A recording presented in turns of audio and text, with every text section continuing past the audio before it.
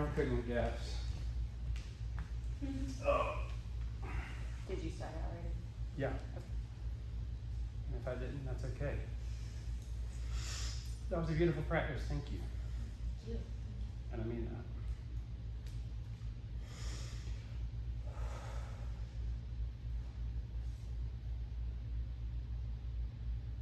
In the words of Paramahansa Yogananda to Ananda Mayama on the road to Calcutta. Hi. It's a beautiful weekend, a beautiful opportunity, a beautiful ending to what's been a long 6 months. And I know that this is a practice and there's remarks being made and all that. I think a lot of that is mind stuff. And I've rehearsed my Dharma talk 1,000 times, I've rewritten it thousands of times, and I knew that ultimately I had to trust, because that's something I've been working on. I put in a little bracelet here so I could be reminded to trust. Because what I wanted to bring to you today was not my mind and not my memory, but my heart. Most vulnerable part of our being.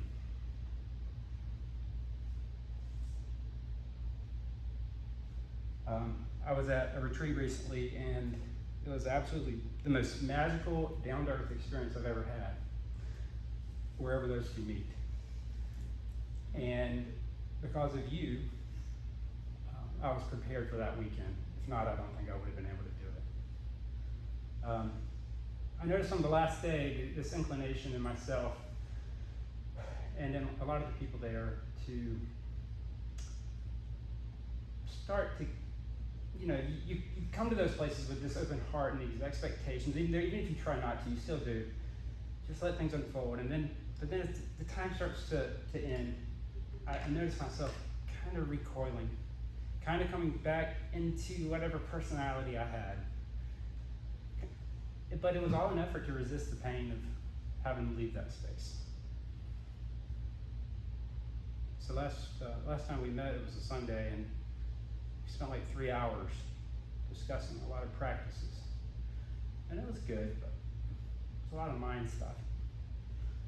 And I can't help but think on an unconscious level, some of us are just beginning to feel the pain.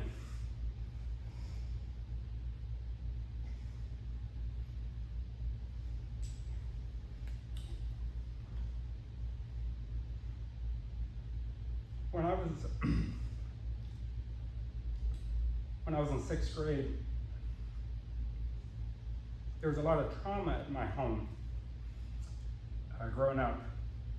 And I don't think I began to realize that until I was in 5th or 6th grade. And that year was very pivotal because I left Christian school and went to public school, which was like kids are running around, they're writing on the walls, they're saying cuss words are not getting in trouble. I mean, I came from clean school, you walk in lines, you go to the bathroom, I mean, like, you have to tuck your shirt and you cut your hair above the ears or you get in trouble, or you might get paddled, for God's sakes. And I remember this is part of the trust and part of the Dharma talk not being too rehearsed. This morning I had to go I asked Lexi, I said, oh, hold on one second, I have to go get my yellow folder. The yellow folder I made for this weekend to go over everything. And it hit me as I was walking down the stairs. A time in 6th grade when I was getting ready to go to computer class.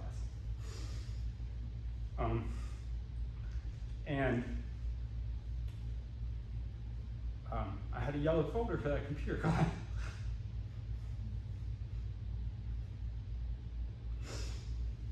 I'm sorry. Actually, I'm not sorry.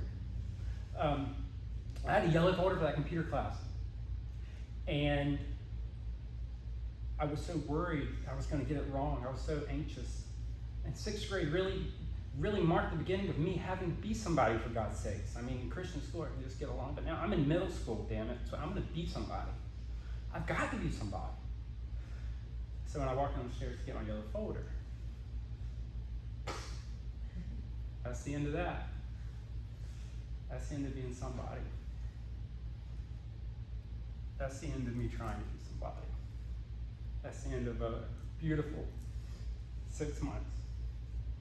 Pass, fail, say whatever you want. I don't need that. You don't need that. So, anyway, I love to laugh, in case you can't tell. Sorry, that was a little more emotional than I was expecting, but laughter is so amazing. And what I love about laughter is that it requires you to be in the moment. There's a loss of control when you laugh. Sometimes you laugh so hard you say, I can't stop. Sometimes you cry so hard you say, I can't stop. There's a loss of yourself. There's a loss of control. There's a loss of the mind. Not to be too dark, but you think of hard times that we've been through. Well, half of y'all probably weren't born, but after 9/11, there was a peace. And you know why there was a peace? Because no one had the ability to grab a hold of what was happening. We had no idea. Comedians wouldn't make jokes on the night shows. SNL wasn't on. There were ages of silence. No one knew what to do. And what do we do when we don't know what to do? We have to sit with the pain. We have to sit with ourselves. That's what laughter does. That's what crying does. That's what being present does. That's what being here now does. It's sitting with it, just sitting there.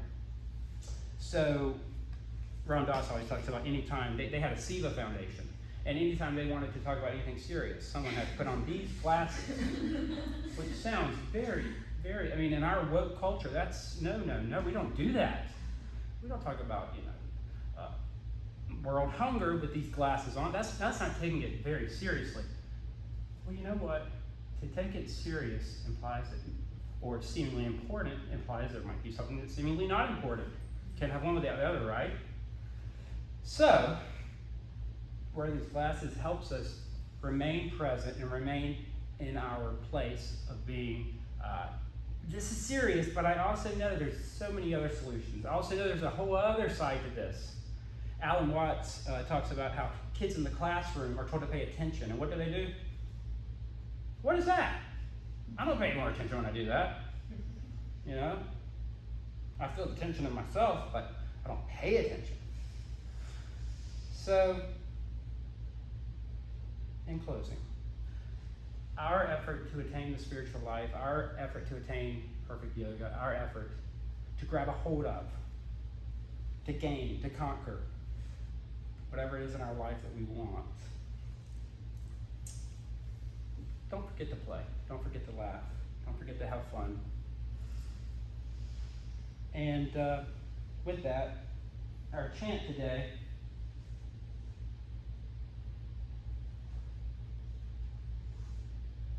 is Shri Ram Jai Ram Jai Jai Ram. And that is, as most of you probably know, it's probably one of the books I haven't read yet. It's Hanuman's, that's what Hanuman sings to Ram. Shri Ram Jai Ram Jai Jai Ram. And Hanuman is known for saying, when I don't know who I am, I serve you. I look for opportunities to serve. I serve. I serve. I serve. When I do know who I am you. So take that into heart today, and even though we're all looking forward to tomorrow and getting home and getting some rest, I hope that this next 60 minutes or whatever is very refreshing for you. And so here we go. I'll start it, and then you can repeat after me.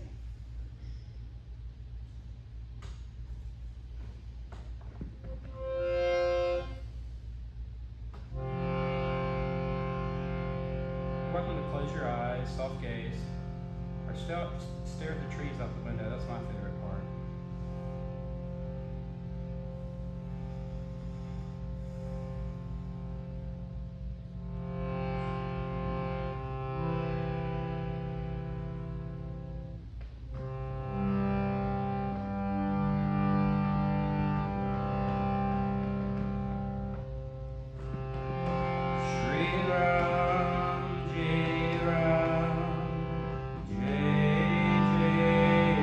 Ram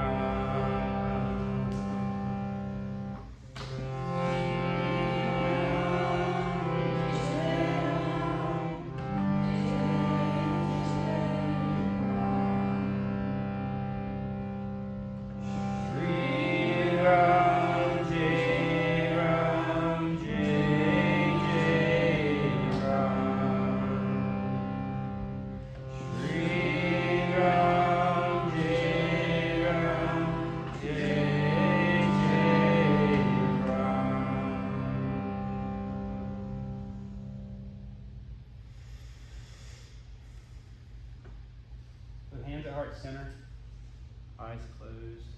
I invite you to close your eyes or soften your gaze. Maybe separate your hands a little and feel the heat in between them, the life energy.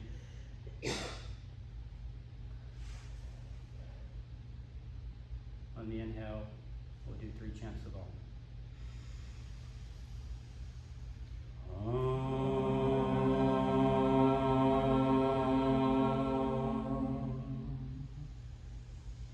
Just stay in that space. I have to say one more thing. I love to show The Office. There's a part where Andy is doing a southern accent, or someone's trying to, and Andy goes, no, you want to do it more like this. It's like molasses coming out of your mouth, like Savannah. So when we do the Om, it can become such a head exercise. Let's do 2 more, and on these last 2, let it come from deep within. Rise, let the Om sing you.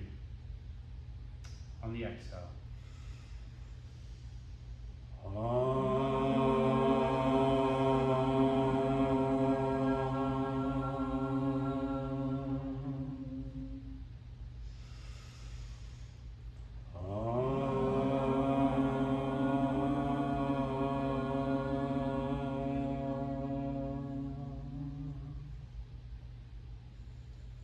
We bow our hands to heart center. Honor ourselves, honor this space, honor the time we've made. Gently open your eyes. Namaste.